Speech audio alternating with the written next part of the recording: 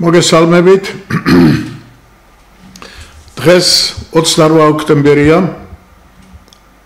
რა თქმა უნდა, ყველა ჩვენთაგანს,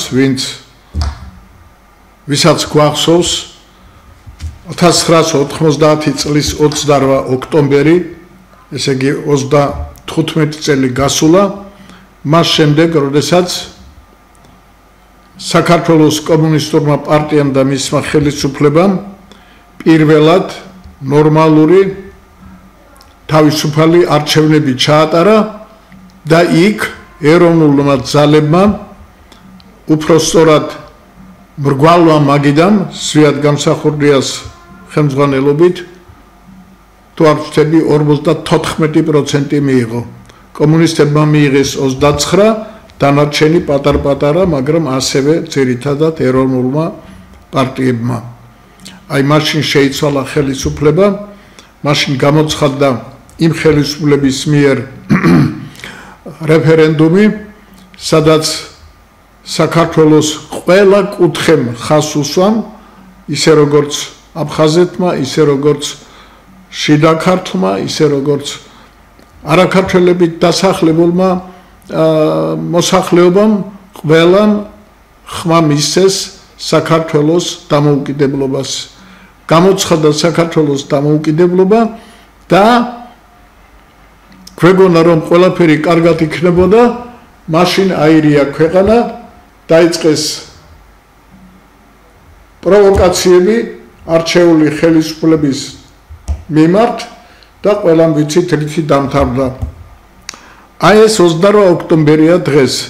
მე დღეს აქ სტუმრებთან ერთად ვაპირებდი ამ დღის აღნიშვნას და ამ გადაცემის გაკეთებას, მაგრამ იმ სტუმართა უმრავლესობა დღეს ახლა ამ წუთას შეკრებილი არიან საჯარო ბიბლიოთეკაში და იქ აი იმ პირველი პარლამენტის წევრები და ალბათ კიდევ მიწვეული ადამიანები, გულშემატკივრები განეხილავენ ამ დღეს, გამოდიან ალბათ მოხსენებებით, არ ვიცი, აკეთებენ ანალიზს და ასე შემდეგ, მაგრამ აი დღეს ახლა უკვე 5 საათია და მე ტელევიზორს უყურებდი და არ შემხედრია, შეიძლება საღამოს გამოჩნდეს მთავრობა, ოფიციალური ხელისუფლება რამე მნიშვნელობას ანიჭებს თუ არა ამ თარიღს, თვლის თუ არა თავის თავს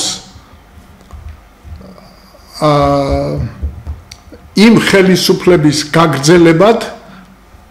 მე ხედულობაში მაქვს ეროვნულ პოლიტიკის მხრივ და საერთოდ მიაჩნია თუ არა ის ისტორიული დღე განსაკუთრებულ დღედ. რაღაც ეჭვი მიპარება რომ ამ ხელისუფლებას ეს მიაჩნდეს ასე, მით უმეტეს რომ არანაირი გადაცემები ახლა ამ დღეებში უნდა ყოფილიყო ამაზე ლაპარაკი, მაგრამ ეს არაფერი არ მომხდარა, ეს ხელისუფლება დაკავებულია თავისი საქმიანობით. მე დღეს აქ რამოდენიმე პოსტი ზოგიერთი ცნობილი ადამიანის ამოვწერე და ამას მე წაგიკითხავთ, თუ როგორ განიხილავენ ისინი დღევანდელი ხელისუფლების ავკარგიანობას და რა არის საჭირო იმისათვის, რომ ჩვენ დაუბრუნდეს ისევ აი იმ იდეოლოგიას, რომელ იდეოლოგიაზე დაყრდნობითაც ჩვენ მაშინ გამოვაცხადეთ საქართველოს დამოუკიდებლობა. და საით მივდივართ. სამწუხარო ფაქტია, რომ ზვიად გამსახურდია პიროვნულად დამარცხდა, მაგრამ იდეოლოგიურად ის არ დამარცხებულა და სხვათა შორის როგორც ერთი დიდი რუსი მწერლის საფლავზე წერია, ეს გოგოლის საფლავზე, ვიცი რომ ჩემი სახელი ჩემზე ბედნიერი იქნებავო. ესე იგი ცხოვრებაში ბევრი სირთულეები და წვალება განიცადა, მაგრამ იცოდა რომ მისი სახელი უკტავყოფილი იქნებოდა და მისი სახელი რა თქმა უნდა დიდებით იქნებოდა შემოსილი. აი მე შემიძლია ვთქვა, თამამად შემიძლია ვთქვა, რომ ზვიად გამსახურდიას მიმართ ეს სიტყვები არის ზედგამოჭრილი. ძალიან ბევრი იტანჯა, ბევრი იბრძოლა, ფიზიკურად დამარცხდა, მაგრამ მისი სახელი უკდავყოფილია და ის ნამდვილად გახდა ჭეშმარიტად გახდა წმინდანი და ეს მან განსაკუთრებით ბოლო აქტით დაამტკიცა, როდესაც მას ფაქტიურად ხელშეუხებლების გარანტიას აძლევდნენ დასავლეთ საქართველოზე მისი უფლებების აღიარებას მოახდენდა დიდი ჩვენი ჩრდილოელი მეზობელი ოღონდ დათანხმებულიყო იმ პირობას, რომ ესე იგი საქართველო დაქუცმაცებულიყო. მე მინდა კითხო ყველა შევარდნაძის და კიდე სხვების სტეპს, რომელიმე სხვა შევარდნაძე ან სააკაშვილი ან ბიძინა ივანიშვილი გადადგამდა იმ ნაბიჯს, რაც გადადგა ზვიად-გამსახურდიამ. როცა ზვიად-გამსახურდიას უთხრეს, რომ ზვიად კონსტანტინოვიჩ, აი ამას უნდა მოაწერო ხელი და შენი სიცოცხლე და შენი მდგომარეობა გარანტირებული გექნება, მან უყურა, წაიკითხა და ამას მე ხელს ვერ მოვაწერო თქვა. იმ გენერალმა რუსების წარმომადგენელმა სინანულით უთხრა, ბატონო ზვიად, ხომ იცით ამას რა მოყვებაო? ამან უთხრა, მე ვიცი რაც მოყვება და აი ასე ვიცით, ესე იგი შეგნებულად წავიდა კაცი ეშაფოთზე. აი ეს არის სინამდვილე. ფაქტიურად 15 იქედან სიკვდილიდან 36 34 წელია გასული. 33 წელია გასული. ეს ამბავი, ეს ისტორია ნორმალურად მეცნიერულად დაზუსტებული, შესწავლილი არ არის დადებული, მაგრამ საზოგადოებამ და ხალხმა ეს იცის და მისგან სწორედ დიდი სიყვარული და აღიარება ზვიად-გამსახურდიას არაკლია. თავარი არის ჩვენ როდესმე შევძლოთ და დავდოთ მის მოღვაწეობაზე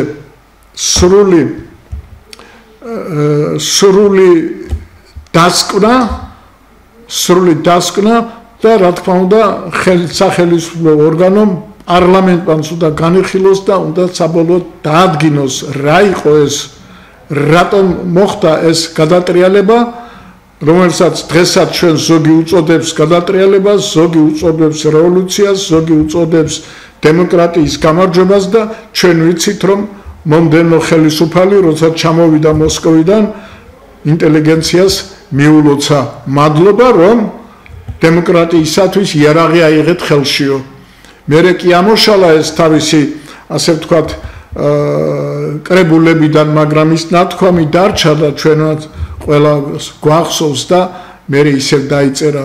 რა თქმა უნდა, ძალიან დიდი უარყოფითი მოვლენები ახლდა ბატონი ზვიადის გამარჯვებას და ეს არ არის მარტო ჩვენი ქართველების, ეს საერთაშორისო არენაზე არსებული ძალების ძალისხმევითაც მოხდა, მაგრამ ფაქტია, რომ ჩვენ თვითონ ბევრი შეცდომა დავუშვით და ბევრი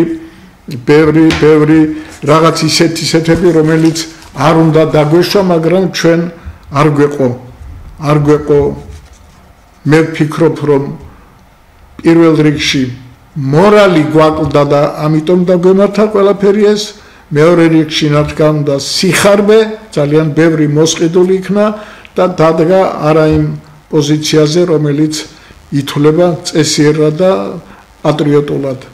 აი მე ამასთან დაკავშირებით მინდა ერთი პოსტი წაგიკითხოთ ძალიან მოკლედ. ამას ერთ დიტო ჩუბინიძე, ცნობილი ჟურნალისტია, რაც ირაკლი ღარიბაშვილის გარშემო ხდება, ეს არის ბინძური პოლიტიკური სპექტაკლი. ჩვენ სხვათა შორის ეს ბინძური პოლიტიკურ სპექტაკლებს ვხედავთ აი იმ ზვიადის შემდგომ პერიოდში თითქმის უწყვეტად მთელი ეს 33 წლის მანძილზე. როგორც მოკავშირში იშვა ნაცმოძრაობა, ისე ქართულ ოცნებაშიც იშვება ახალი ოპორტუნისტული ძალა, რომელიც 28 წლის არჩევნებში გამარჯვებას შეეცდება. საერთოდ გუთენ ტრაგენის მეთოდით გზის დამგები და არაბების შემომთესველი ხელისუფლება, რომ კორუმპირებულია და მთელი საზოგადოება კორუფციაში იხჩობა, ეს ფაქტია. კორუფცია ყვავის ოპოზიციაშიც, ბიზნესშიც, განათლებაშიც, მედიაშიც, ხელისუფლებაშიც, მედიცინაშიც და უკლებლივ ყველგან. აი მე ამ ფრაზისათვის ამოვიღე ეს პოსტი, რომ იმ პერიოდშიც, აი იმ ჩვენმა კორუმპირებულობამ და იმ ჩვენმა ამორალურმა ინტელიგენციამ ფაქტიურად ყველაფერი გააკეთა იმისათვის, რომ მომხდარიყო ის, რაც მოხდა. ქართველები მამონას მონები არიან, სიხარბე და ფულის სიყვარული მოგდგამს, სწორედ ეგ მოგვიღებს ბოლოს. სინანულით ამბობს ბატონი დიტო. ძნელია ახლა ამას გაუწიო ოპონირება და ის რომ საქართველოს თავისუფლების დამოუკიდებლობის გამოცხადების შემდეგ 35 წლის თავზე რა დღეში ვართ ჩვენ დღეს, ეს რა თქმა უნდა დასაფიქრებელია. მე დღეს გადავწყვიტე აი ეს ზოგიერთი ჩვენი თანამემამულის იქნება ეს ამ ხელისუფლების მომხრე თუ მოწინააღმდეგე იმათი მოსაზრებები წაგიკითხოთ. დღეს არაფერს ჩემსას არ ვიტყვი, აი მე მხოლოდ და მხოლოდ რამოდენიმე ავტორის მიერ დაწერილ პოსტებს წაგიკითხავთ, რომელიც აშკარად გვიჩენებს თუ რა მდგომარეობაა დღეს საქართველოში. აი დავიწყოთ კობახიძით, ბექა კობახიძე. რას წერს? ალა თუ კარგად ცხოვრობდით ამ ქვეყანაში, არ მოგწონდა ქოცები, მაგრამ ჩვენც ცხოვრობდით და ისინიც. შეიძლება ითქვას ოპონენტები ვიყავით. 2024 წლის აპრილში გამოვიდა ბიძინა ივანიშვილი და დადო პროგრამა, რომელს ქვეყანა ევროკავშირში არ უნდა შევიდეს. დასავლეთი გამოცხადდეს მტრად, მტერს მოუხადოთ ბოდიში, ვინც ამ ყველაფერს არ ეთანხმება და ამ უთანხმოებას საჯაროდ აფიქსირებს, ყველა ქვეყნიდან უნდა წავიდეს, სამსახურიდან სამსახურში დაძდებენ ადამიანებს, რომ გამოყარონ, ახალმაც არავინ მიიღოს და დამშეული ოჯახები თავის გადასარჩენად ქვეყნიდან წავიდნენ.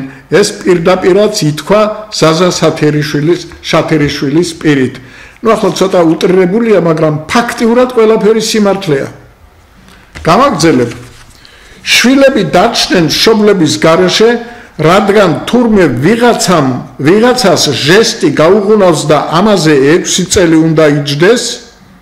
გახსოვთ თქვენ პურის ქურდობისათვის კიდე ასე წლებს აძლევდნენ ბავშვებს სააკაშვილის დროს. რადგან თურმე ვიდეოს ჟესტი გაუღუნავს და ამაზე 6 წელი უნდა იჯდეს, სხვა კიდევ უკვე გადახერხილ ღობეს მიწოლია და ეს ღობე წაქცეულა და ამიტომ შეიძლება 9 წლით ჩასვამ. ნუ ეს გახსოვთ 4 ოქტომბრის მოვლენები. ამ უბედურების პარალელურად ამ პროცესზე ვიღაც ტიპები რეალიზდებიან, მაგარ მაყუთს აკეთებენ, კარგად არიან და უფრო უარესებით გვემუქრებიან. 24 წლის აპრილში ბიძინა ივანიშვილმა ქვეყანაში დაიწყო სამოქალაქო ომი. ნუ ასე ფიქრობს ბატონი. ახლა მე მაშინ თავიდანვე მინდა გითხრათ, რომ მე ყველაფერს შეიძლება არ ვეთანხმები, მაგრამ ასეთი აზრები არსებობს ჩვენთან და ასე მოაზროვნები და ასეთის დამწერები არიან და აი ისინი ისე ხედავენ, როგორც წერენ და რამდენად შეესაბამება ეს სიმართლეს, ეს თქვენი განსაზღვრელია. 24 წლის აპრილში ბიძინა ივანიშვილმა ქვეყანაში დაიწყო სამოქალაქო ომი, რომლითაც გამორიცხა ჩვენი თანაცხოვრება და მიზნად 1000-ობით თუ 10000-ობით ადამიანის განადგურება დაისახა. როგორც ზემოთ ვთქვი, ზოგი ისე უნდა დაამშიოს, რომ ქვეყნიდან თავად გაიქცეს, ზოგი ციხეში უნდა ამოალპონ, თან აგენტები და მოღალატეები გვეძახონ, სამოქალაქო ომი მეტი არაფერია თუ არა ეს ავტომატი რომ არ კაკანებს ჯვარი წერია ეს მხოლოდ იმიტომ რომ ჩვენ არ ვესვრით თორე იქით ამ ხრიდან რობოკოპი ტიტუშკა მოსამართლე სუსი სამინისტროების და მუნიციპალიტეტების HR-ის თანამშრომლები ყველა მეთოდს იყენებენ ჩვენს გასანადგურებლად ეს ჩვენ არ დაგვიწყია მათ დაიწყეს მათ თქვეს რომ ჩვენ ერთად ამ ქვეყანაში ვერ ვიცხოვრებთ ვინც ჩემი ქვეყნის ჩემი ოჯახის მეგობრების და ჩემს წინააღმდეგ გადადგმულ ამ ქმედებებს მხარს უჭერს მეტადრე ვინც ამით ხეირობს და მერე ხალისობს კარგა ხანია აღარ არის ჩემი ოპონენტი ის მტერია ასეთი ნათესავიც არ მინდა არათუ მეგობარი აი გვინდა თუ არ გვინდა მოგწონს თუ არ გვინდა აი ამ კაცს ამ ბატონ ბექა კობახიძეს ასეთი წარმოდგენა შეექმნა და ასე აღიქვამს ამ ჩვენს დღევანდელობას დავასრულებ მის დაწერილს არც ერთ ასეთ ადამიანთან არ მაქვს კონტაქტი და პირობას ვდებ არასდროს მექნება დღეს Facebook კედლებზე დავინახე რომ იმ რეალობას რაშიც თავი ამოგვაყოფინეს რასაც კიდევ მომავალში გვიპირებენ ბევრი სერიოზულად ვერ აღიქვამს ნუ ახლა ეს ჩემის აზრით საკმაოდ რადიკალური წერილია მაგრამ ყველაფერს რომ რეალური საფუძველი აქვს ყველაფერს რომ რეალური საფუძველი აქვს აბატონო ვინმე ქეთი მოლაშვილი მე არ ვიცნობ ვინ არის აი პატარა ამონარიდია მისი წერილი და ეს აი გუშინ წავიკითხე გუშინ ახლა გუშინ წერს ეს გუშინ პარლამენტთან ფეხსაცმლები რომ ეყარა ცარიელი ფეხსაცმლები მიტოვებული ფეხსაცმლები და იმ პოსტში სხვათა შორის ფოტო იყო გადაღებული რუსთაველის წინ პარლამენტის წინ ასფალტზე ფეხსაცმლები რომ ყრია მოტაცებული კაცის ფეხსაცმლები რომ ეყარა იმ ფეხსაცმლებით ვიცანი ბატონი იოსები მეორე ჯგუფის ინვალიდი ყოფილა და მთელი ღამე ბეტონზე ფეხში შველი უმყოფებიათ პოლიციის განყოფილებაში მე რა ვქნაო პოლიციელს უთქვამს ბატონი ვაჟა გაფრინდაშვილი ყვებოდა დღეს ამ ამბებს სასამართლოში და ჩვენ მივიღეთ ქვეყანა სადაც მეორე ჯგუფის ინვალიდებს იჭერენ ისე იტაცებენ რომ ფეხსაცმლები რჩებათ რუსთაველზე ნინო წილოსანი ალბათ ვერ გაიგებს როგორ ვცნობთ ერთმანეთს გაცვეთილი ფეხსაცმელებით რადგან ალბათ ნინოს 4-ჯერ ზედიზედ არ ცვია ერთი და იმავე ფეხსაცმელი რუსთაველზე კი ის ხალხი დგას რომელიც უბრალოდ ვეღარ უძლებს ამ გაუსაძლის ყოფას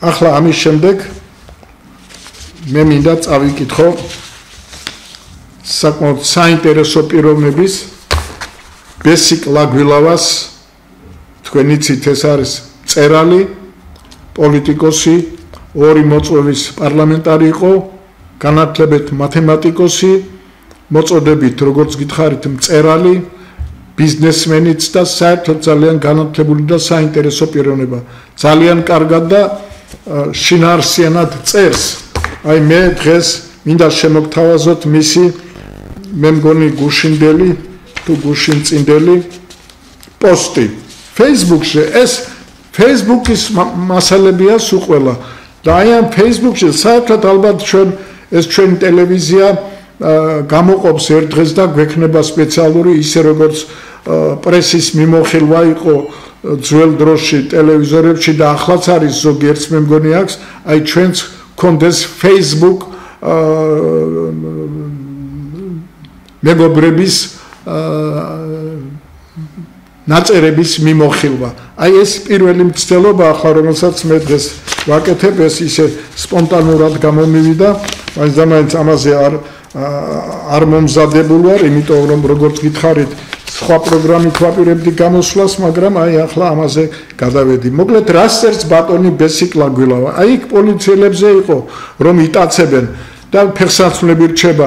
თქვენ გახსოვთ ზურაბ ჟანიას გვამიც რომ გადაგქონდათ იმ ხელისუფლებას და იქ რომ ფეხსაცმელი დაიკარგა ერთი სადღაც იმ იუსუფოვის მე მგონი. აი იგივე ხდება ახლაც. იგივე ხდება.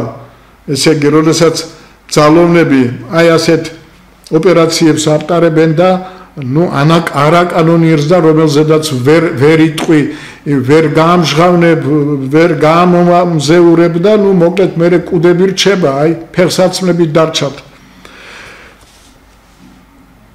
და ვინ აკეთებს ამას? აკეთებს მილიცია, პოლიცია ჩვენი, ხო?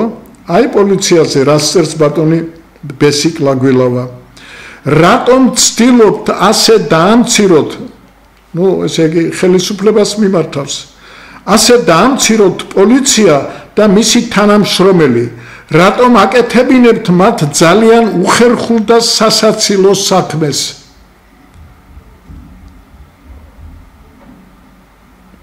რატომ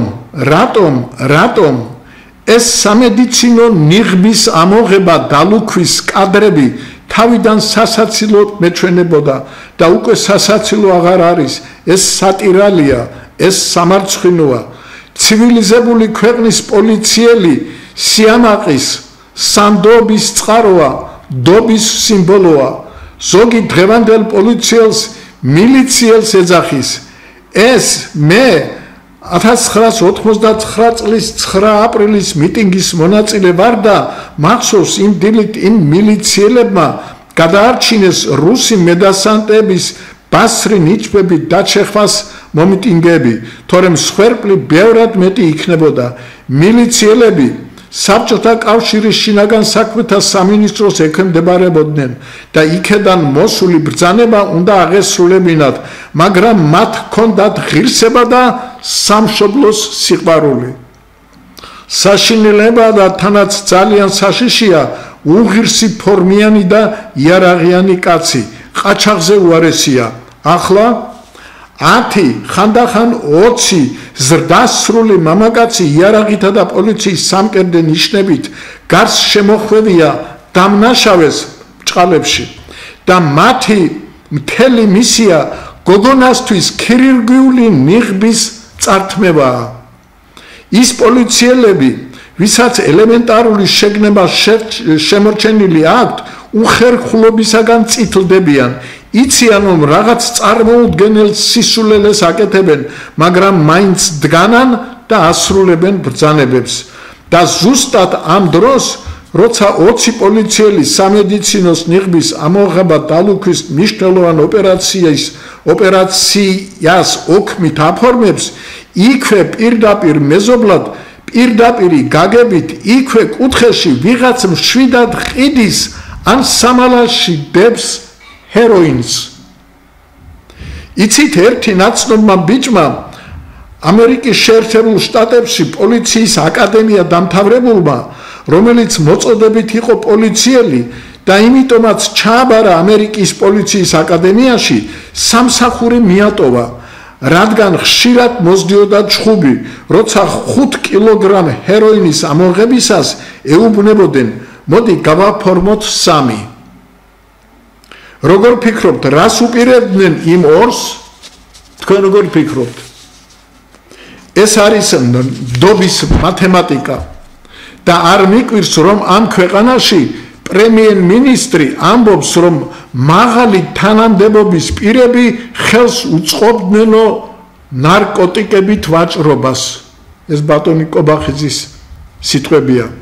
მე ვხედავ როგორ იღუპება ახალგაზრდობა და კი ვხდებოდი ისედაც ვინ იყო მაღალ პოსტზე, ისეთი ვინც ხელს უწყობდა ნარკობიზნესს, მაგრამ ველი როდის დასდებენ იმ მაღალ თანამდებობის პირს ბრალს ნარკობიზნესის ხელშეწყობაში. ველი, მან ხომ ათასობით ქართველის სიცოცხლეს დაასვა მახინჯი დაღი. იქ ნიღბიან გოგონას ნიღაბს ხსნიან ოპერატიული სამსახურის ლომები ბრჭყალებში და ამ დილით ლამის საკუთარმა ნერვებმა შემჭამა, როცა სირბილისას დავინახე და ყური მოვკარი, როგორ უსმენდნენ მოზარდები პატივცემულ კაცს ბრჭყალებში, რეციდივისტ დამნაშავეს, რომელსაც 30 წლის ასაკში ციხეში სროკი უკვე 3-ჯერ აქვს მოხდილი. მეოთხედაც ჩაჯდებოდა შეიარაღებული ძარცვისთვის, მაგრამ პასუხისმგებლობას თავი დააღწია პოლიციელთა პროცედურული შეცდომის, ესეც ბრწყალებში გამო, რაც ნიშნავს, რომ პოლიციის ერთ-ერთ დეტექტივს, რომელიც ოქროს აფორმებდა ორთოგრაფია გრამატიკაში, სკოლაში 2-იანი გამოყვა. აი ესე იგი, როცა იქ ერთის რეალურის მაგივრად მოგონილს წერენ, ნუ ახლა ამას ირონიით აღნიშნავს ბატონი ბესიკი. და ახლა როცა ვიღაცას პირბადის ტარებისათვის აკავებენ, ეს აფთიაქისფერი ავაზაკი ბავშვებს გაგებას ბრჭყალებში, პანიატიეს ბრჭყალებში ასწავლის. დილით ვარჯიშობ, რომ მთელი დღე სტიმული მქონდეს და სინამდვილეში ამ დილით ჩემს ნერვებს ვჭამდი. ჩემი ტვინის ნეირონები კვდებოდნენ, როცა მესმოდა ყველაფერზე წამსვლელი, მარადიული, აფთიაქისფერი ავაზაკის შეგონება მოზარდების მიმართ. ეს არის კაცობა.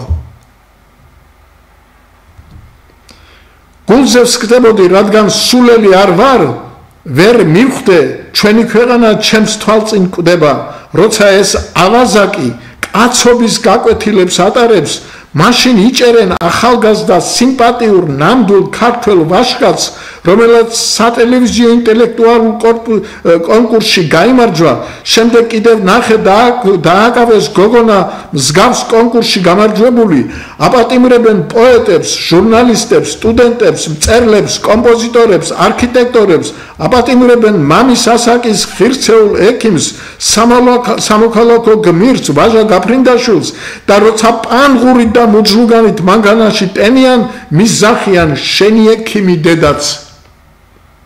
დააპატიმრეს ჩემი უმცროსი მეგობარი მწერალი ზვიად კვარაცხელია და ზუსტად ამ დროს 3-ჯერ გასამართლებული, აფთიაქისფერი, ყველაფრის მკისრებელი, ცხოვრების მასწავლებელი ბრჭყალებში, რომელიც თავისუფლებაზეა მხოლოდ იმიტომ, რომ დეტექტივმა, რომელიც მისი დაკავების ოქმი შეადგინა, გრამატიკა არ იცის. ხანდახან ვფიქრობ, ეს შურისძიებაა, ცუდ დროში ვცხოვრობთ და ვფიქრობ, დაბალი აკადემიური მოსწრების მქონე ოროსანი მოსწავლეები დღეს შურს იძიებენ მათზე, ვინც ფრიადოსნები იყვნენ. და სწორედ ამიტომ მიდიან ამ ქვეყნიდან პერსპექტიული ახალგაზრდები, არა სიღარიბის გამო, არა ომის გამო, არამედ სირცხვილის გამო, იმიტომ რომ ქვეყანაში, სადაც სამედიცინო ნიღბის ტარება დანაშაულია და პოლიციას ნიღბის ამოღების უმადური და უღირსი საქმის კეთებას ავალებენ, სინდისი ექსტრემიზმად ითვლება. აი ეს არის ბატონი ბესიკის, წერლის, პოლიტიკოსის, ბიზნესმენის ხედვა დღევანდელ დღეზე. ახლა სხვა მიმართულების ყველამ იცით, ვინც არის გიორგი გიორხელიძე, ანალიტიკოსი, საკმაოდ ჭკვიანი პიროვნება და ის თავის მე იქიდან ამონაწერი ავიღე. ასე იწყებს, კითხვა მაქვს, ყველა მოусმინა არაბი ინვესტორის წარმომადგენელს, კითხულობს. მე არ ვიცი, მე არ მომისმენია, მაგრამ ეთყობა ტელევიზორში იყო და ალბათ ბევრმა მოусმინა. ინტერვიუ იმედზე იყო 3 დღის წინ. რაიმე დაფარა, ღიად არ თქვა, რასაც აპირებენ, არაბებმა იყიდეს 550 ჰ თბილისის შემოგარენში, 250 ჰ გონიოს პოლიგონი ბათუმთან. ვისთვის ვაშენებთო, ვინ უნდა შემოვიყვანეთო, არალეგიტიმური ხელისუფლებისგან, მაგრამ იყიდეს, ამ ხელისუფლებამ დაუშვა უტიფრად და ღიად უზარმაზარი მიწის ნაკვეთების გაყიდვა. რამე არის ტყუილი? თუ გონება და გრძნობა ატროფირებული არ არის, რაიმე კითხვა დარჩა კიდევ? ასე უტიფრად როცა იქცევა ხელისუფლება და მას მხარდამჭერები ყავს, ერთი მითხარით, რა ჰქვია ამ მხარდამჭერს? მე ეჭვმეპარება, რომ ჩემს გადაცემებს ოცნების მხარდამჭერი უსმენდეს, მაგრამ რა ვიცი, ალბათ გამრავლდება ამისი აფიშირება და ვინმე შეიძლება მაინც მოკრას თვალი.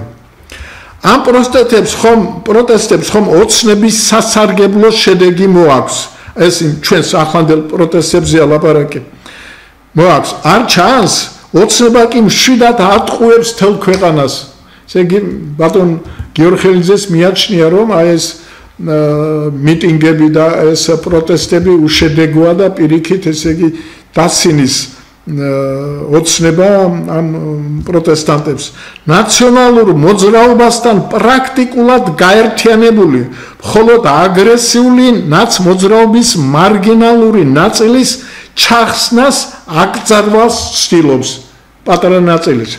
ესე იგი, ჩვენი ოცნება აი ის მიშაყავთ იქ ვითომ ციხეში და იძახიან, რომ აი ორი მინისტრი, რომელიც გაქცეულია და დოკუმენტიც ვერ გააფორმეს ისე, რომ ევროპის ქვეყნებმა წითელი ცირკულარით ეძებონ აი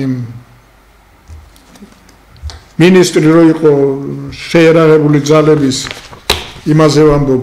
დანარჩენი თელი ამათ მომსახურე სასამართლო თავის ადგილზეა, პოლიციის უმრავლესობა თავის ადგილზეა, სტრუქტურებში ყველგან არიან ნაციონალების მომხრეები. ამაზეა ლაპარაკი.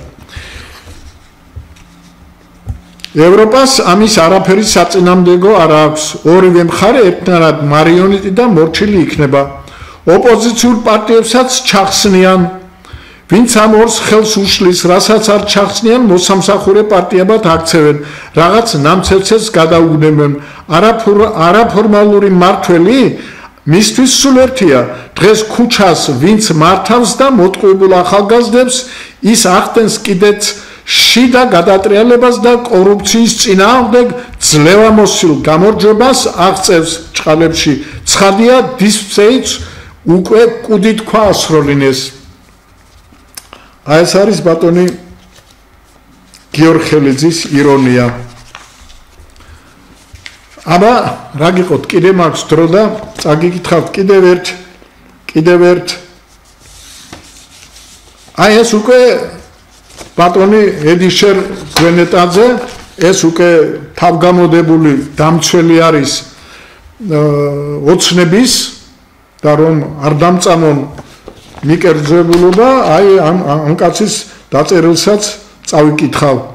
მაშინ როდესაც ივანე ჯავახიშვილი, ალექსანდრე დიდებულიძე, ივანე თულაშვილი და სხვა ღირსეული მამუშვილები ოცნებობდნენ და იღწოდნენ დიდი ილიას ოცნების აღსრულებისათვის და აფუძნებდნენ ქართულ ინჟინერთა სამჭედლოს, ჯერ თესოუსთან არსებულ პოლიტექნიკურ ფაკულტეტს, ხოლო შემდეგ საქართველოს პოლიტექნიკურ ინსტიტუტს, მაშინ როდესაც განათლების სახალხო კომისარს ივანე ჯავახიშვილი ფიცრის გამოყოფას თხოვდა, რათა გავრამდოთ სტუდენტებს ცარცით დაუწეროთ მასზე ფორმულებიო, რას წარმოიდგენდნენ სულ კურთხეულები, რომ მოვიდა დრო და სააკაშვილის დედა გიული ალასანია მიითვისებდა მათ მიერ სიმწრითა და ტანჯვა წამებით დაარსებულ ქართველ ინჟინერთა მექას და შემდეგ უსირცხვილოდ იტყოდა, რომ ატყდა ერთი ვაი უშველებელი, როგორ გადაუხადა ალასანიამ $1,000,000.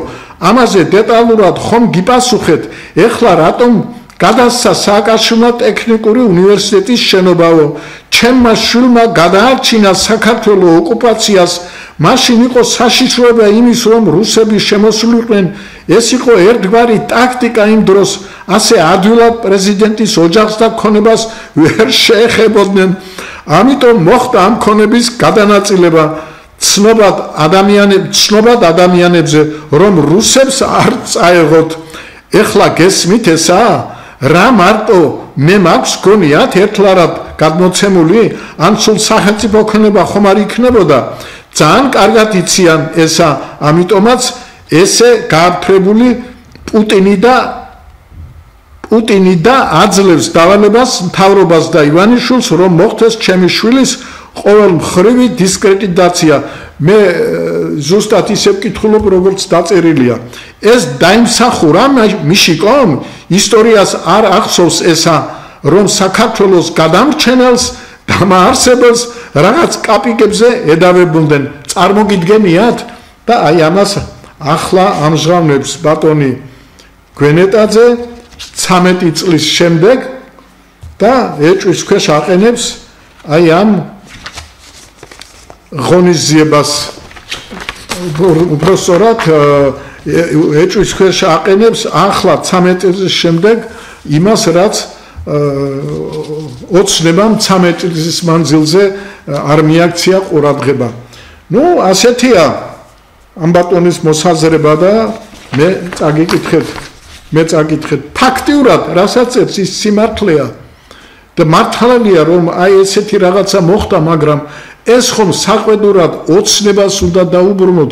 ახლა დაიწყეს ამაზე ფიქრი და მე იქ წერია, რომ თურმე დღეს ამ პოლიტექნიკური უნივერსიტეტის რექტორმა თურმე პროკურატურაში შეიტანა სარჩელი, რომ ის დაუბრუნონ და იმაზე წერია იქ და კარგია თუ გვიან მაინც გაახსენდათ და თუ მისცემენ ამას ბოლომდე მიყვანის საშუალებას, მაგრამ რაღაც ეჭვმეპარება ეს ყველაფერი, რასაც ახლა ჩემის აზრით ოცნება აკეთებს, ეს არის რაღაცის გადასაფარად, რაღაცის დასამალად, ხალხის დასამშვიდებლად, მოსატყუებლად, არაფერს, ესე იგი, საქმიანად და მიზანმიმართულად ეს ხელისუფლება არ აკეთებს.